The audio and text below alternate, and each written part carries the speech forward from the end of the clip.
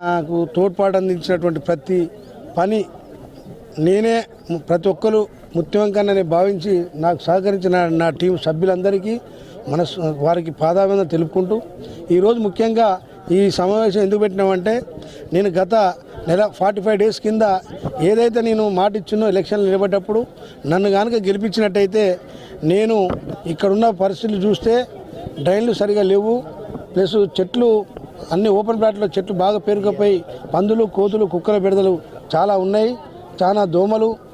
దాంతో ఇక్కడ ఉన్న జనం కాలనీ అఫీషియల్స్ అయినా కింద మాత్రం మొత్తం ఘోరంగా ఉన్నది. కాబట్టి దీన్ని నా సొంత డబ్బులతో చేస్తానని మాట ఇచ్చిన కాబట్టి ఫస్ట్ నేను అన్న మాట ప్రకారం డ్రైన్లు అయితేంది, చెట్లు అయితేంది, ఓపెన్ ప్లాట్లలో 200 ప్లాట్ల చెత్త అయితేనేమి, డ్రైన్లు అయితేనేమి రోజు 16 నుంచి 19 మంది లేబర్ పెట్టి 8 ట్రాక్టర్లను పెట్టి 2 జేసీబీలను పెట్టి నిత్యం ఈయాడికి 28వ రోజు ఈరోజు అయిపోయిన సందర్భంగా ఈరోజు వీళ్ళందరికీ నా కోసం కష్టపడి నా కాలనీ కోసం కష్టపడ్డ ప్రైవేట్ కార్మికులకు, మున్సిపాలిటీ కార్మికులకు వారికి బట్టలు పెట్టి వారికి శాలువాలు కప్పి సన్మానించడం జరిగింది.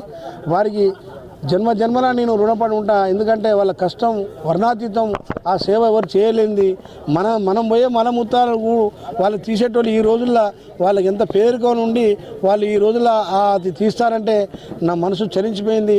వారికి వాళ్ళ పాదాలకు నేను నమస్కరించుకుంటూ వాళ్ళకి సన్మానం చేయడం జరిగింది.